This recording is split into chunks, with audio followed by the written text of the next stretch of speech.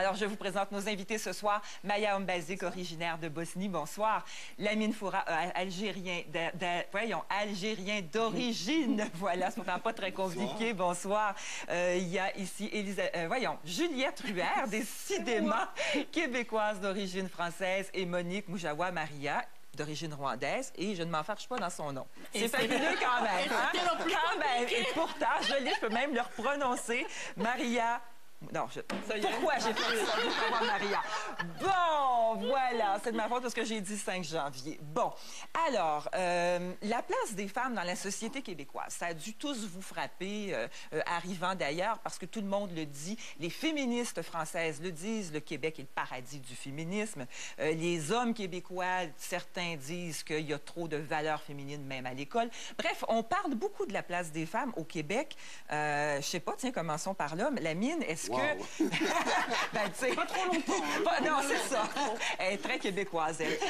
Le Québec est-il une société matriarcale pour vous? Comment voyez-vous les choses?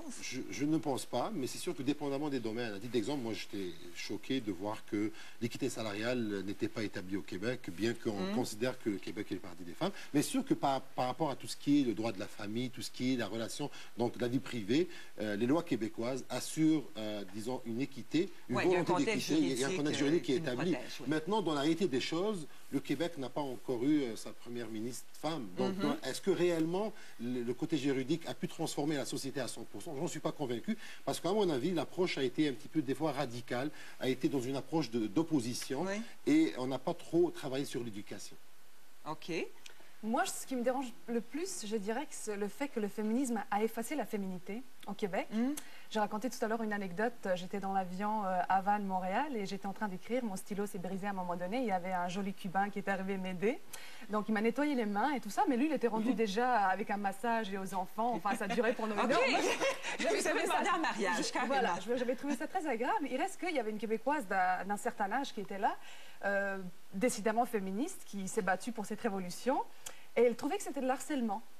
Et qu'il fallait que je... Vous auriez dû poursuivre. Voilà. Alors que moi, j'ai trouvé ça extrêmement plaisant. Et dans cette anecdote-là, j'avais trouvé justement un fossé, je ne dirais même pas culturel, mais peut-être générationnel, entre les Québécoises de cet âge-là et ma génération ici au Québec. Oui, donc vraiment, dans le rapport à la séduction, les Québécoises ont en tout cas... un problème à tout le moins pour côté, considération générale sur la femme dans la société québécoise, Je vais un petit peu dans ce sens-là, mais moi je dirais qu'on approche quand même un peu du paradis du féminisme, et ça va être encore une couple de siècles. Hein, dans 200-300 ans, les choses vont être plus cool, plus raffinées, plus sophistiquées. Les filles, pas forcément un problème générationnel, parce que les filles de 15 ans ne vont pas monter au rideau quand on leur ouvre la porte. Les gars auront peut-être fini de crier « Father for Justice » ou tuer leur femme à la moindre incartade, parce qu'il y a quand même des problèmes des deux bords, des deux côtés. Donc peut-être que dans 200-300 ans, ça va être bien, correct, agréable. Mais pour vous, on n'est pas au paradis du féminisme. Mais on y est presque. Moi, quand je suis arrivée ici, c'était quand même... J'ai eu par rapport à la France. Par rapport à la France. La femme avait quand même une place que je ne connaissais pas, qui n'était pas la même. Génération pour génération. Génération pour génération. OK. Vous, Monique, est-ce que vous trouvez que le Québec est une société matriarcale? J'ai beaucoup de questionnements. Je trouve qu'il y a beaucoup d'avancements quand même dans la confirmation de ce que la femme est capable de faire. Mais depuis que je suis arrivée ici, je me pose toujours la question si le combat de la femme n'a pas dérapé un peu, justement en effaçant ou en minimisant cet aspect de séduction qui est une arme efficace pour la femme d'abord, pour harmoniser la société et pour l'agrémenter aussi. Je me demande si on a besoin de s'enlever ce qu'on a pour atteindre d'autres objectifs. J'ai toujours été sidérée quand je vais dans des grands restaurants québécois. Toute une soirée, on ne verra jamais un homme tirer une chaise à une femme. On ne verra jamais les hommes sortir et se précipiter pour ouvrir les portières aux femmes. Je trouve que c'est un geste élégant qui manque à une grande société quand même et qui aurait pu rester sans pour cela barrer la porte à l'avancement, à l'implication politique, à des groupes. C'est le point de l'iceberg. On ne peut pas avoir le beurre et l'argent du beurre. Absolument. C'est un choix à faire. Je pense qu'il faut comprendre dans le contexte où il fallait quand même remettre en cause un modèle patriarcal. Il y avait des avantages dans ce modèle patriarcal que la femme allait perdre. Et je pense que dans nos sociétés modernes, c'est plus un problème de régulation. Je suis d'accord que cette partie de séduction, elle est importante, mais elle ne doit pas être faite par l'État. C'est les individus, c'est le couple. Et Et cela va dépendre essentiellement de comment le couple va utiliser les moyens juridiques mis en place. Si C'est un pour abus cela que, d'utilisation, je ne pense pas que la loi va résoudre le problème. C'est pour ça que pour moi, c'est un problème d'éducation, parce que ça va dépendre de la dose qu'on va utiliser, de la confiance établie, du C'est pour respect. cela justement que je trouve que l'engagement de la femme québécoise a outrepassé certaines bornes quand même dans son combat, parce qu'il était possible, quand vous allez en France par exemple, la France avance et les femmes françaises se positionnent, mais vous allez voir beaucoup plus de gestes d'élégance, de courtoisie, de gorgerie posée. Juliette? Oui, mais il reste que moi, je retourne souvent en France. J'ai une petite sœur et des cousines qui ont entre 25 et 35 ans. J'habite plus en France, mais je les regarde, je les écoute. Oui, il y a encore des gars qui leur ouvrent la porte, qui sont aimables. Mais ça, c'est la pointe de l'iceberg. Il y a encore des patrons insupportables. Ouais. Je ne pourrais plus travailler Ici en France. aussi, il y en a. Mais en même pareil. temps, Ici de aussi, toute il y en a. évidence, c'est remarquable de constater C'est clair. que et Maya et vous, Monique, c'est quelque chose, et j'imagine certains téléspectateurs ou des spectatrices qui nous regardent disent, mais elles sont vraiment dans la futilité de parler de ça, mais c'est pas futile. Il y a Non, quelque chose pas du tout. de fondamental quand même dans les relations entre les hommes et les femmes Évidemment. qui ne se passe pas ici. Exactement, ici on Et regarde... même des Québécoises, vous le direz. Je vous le dis. Wow. C'est vrai. Si on regarde... Mais c'est le fossé symptomatique, générationnel- symptomatique de quoi pour vous, ce que vous décrivez? Mais en fait, c'est les droits dont tu parlais. On a établi certains droits et ça, on leur doit aux féministes. Par contre, le fossé générationnel dont je parlais, je pense qu'il s'efface aujourd'hui. Je ne suis pas certaine que les Québécoises de mon âge sont aussi enragées et aussi, disons, touchées par ce combat-là.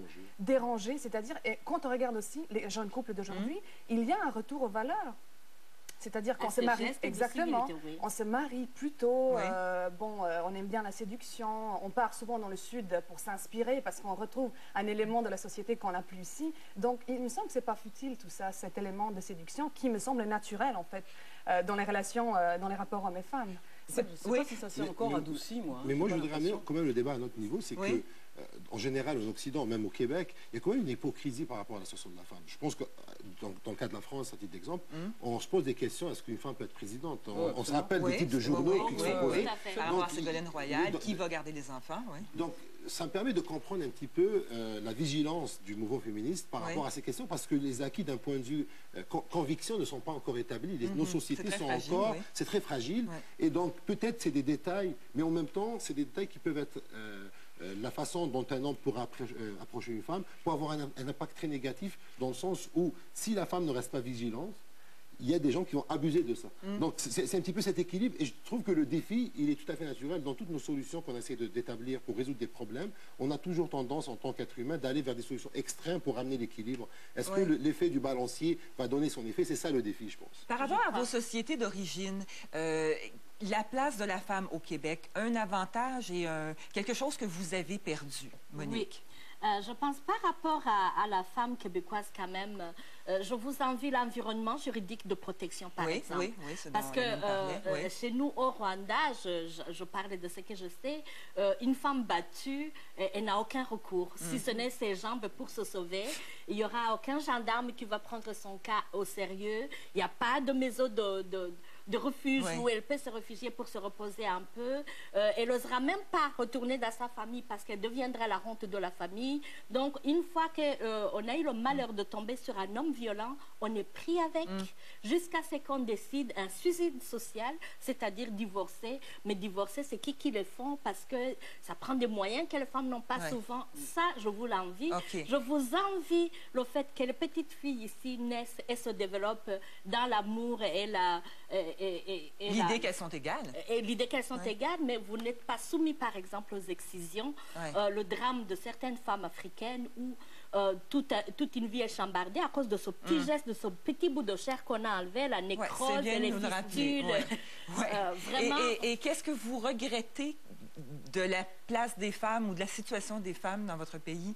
Ce que je regrette, c'est qu'on a quand même une certaine liberté sociale qui n'est plus ici. Qu'est-ce que vous voulez dire? Je veux dire que... Le pouvoir, au fond. Oui, une certaine liberté sociale. Une manipulation positive. Oui, mais continuez, vous avez l'air à savoir de quoi elle parle. On se parle souvent, même en dehors Mais il y a une manipulation positive que la femme africaine, la femme d'ailleurs perd ici au Québec, parce qu'on n'a pas tellement accès au temps dont on dispose, surtout dans nos nos pays, ici, on n'a pas le temps. On est tout le temps occupé. On sociabilise en Afrique parce que la femme africaine, s'il n'y a pas de psychologue, c'est parce que tout le monde est psychologue de tout le monde. Très intéressant. Maya, continuez donc là-dessus. Est-ce que c'est quelque chose que vous regrettez ici dans la situation de la femme? Enfin, qu'est-ce que vous importeriez de Bosnie et qu'est-ce que vous enviez aux femmes québécoises? Ce que j'envie, c'est la même chose que Monique disait, cette protection juridique. Ce qui me manque encore une fois, c'est ce rapport naturel homme-femme qui est en fait la séduction et qui me semble tout à fait sain. Et je ne trouve pas que ça me menace nécessairement dans tout ce qu'elle veut de l'homme. Voilà. Voilà. Tout simplement, la Québécoise s'est enlever ce pouvoir-là. Je vais vous dire que la femme elle va donner des cours. Vous allez donner des cours. De vivre sa féminité et surtout de jouer cette tendresse-là, cette faiblesse positive. Les deux doivent jouer ça. Les deux doivent jouer. L'homme se prête au jeu, c'est sûr. Non, mais le problème, quand on s'y prend comme il faut. Non, mais le problème, c'est comme je disais tout à l'heure, c'est que c'est un choix à faire. Je ne pense pas qu'on peut garder les avantages des deux modèles. Le problème, il est là. C'est que le modèle... C'est possible. Mais oui, ça va. Oui, on peut. C'est un défi. C'est un défi. Non, c'est un défi pour la simple raison. Je prends le cas de la femme épouse et la femme mère. Dans notre société, dans le cadre du Maghreb en général, pas spécifiquement en Algérie, il y a une transformation de pouvoir. Peut-être la femme épouse n'a pas autant de pouvoir, mais la femme mère, elle a un pouvoir extraordinaire. Mais c'est que le modèle lui-même est fait comme ça. Si tu reviens dans un autre modèle où on parle d'un principe d'égalité depuis le départ, on ne peut pas s'attendre que la femme mère va garder le même pouvoir qu'elle a dans notre société. Je dirais que parce qu'au fond, c'est des conséquences du modèle juridique sur la vie de tous les jours parce qu'on est géré par ce modèle-là. Donc, je ne pense pas qu'on pourra facilement trouver... Qu'on le prenne comme objectif, oui. Est-ce qu'il y a quelque chose que vous ne comprenez pas aux Québécoises? Non. Vous les comprenez? Oui. Non.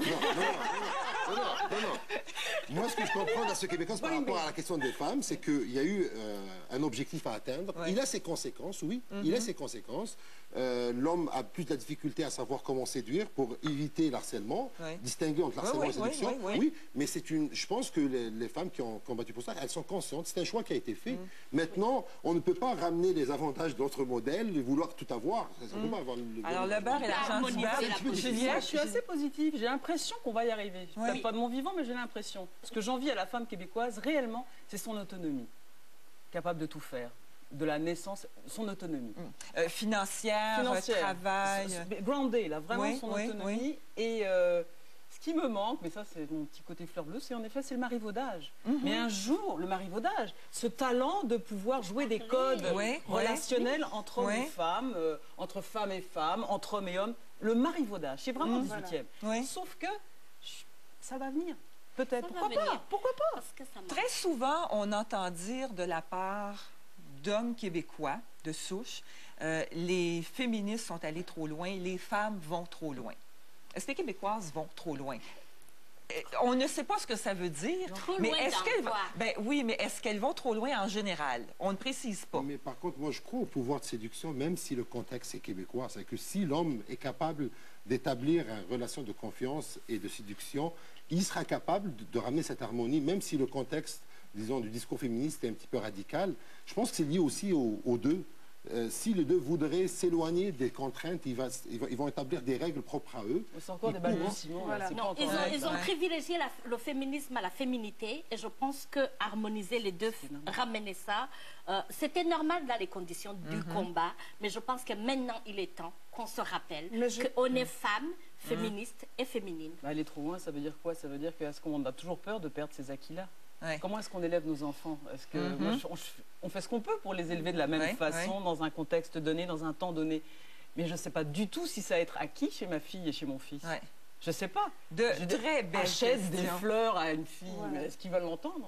Très belle. En tout cas, vraiment de belles réflexions. De toute évidence, il y a un petit cours qui s'organise ici. Il va y avoir un numéro A800. Oui, exactement.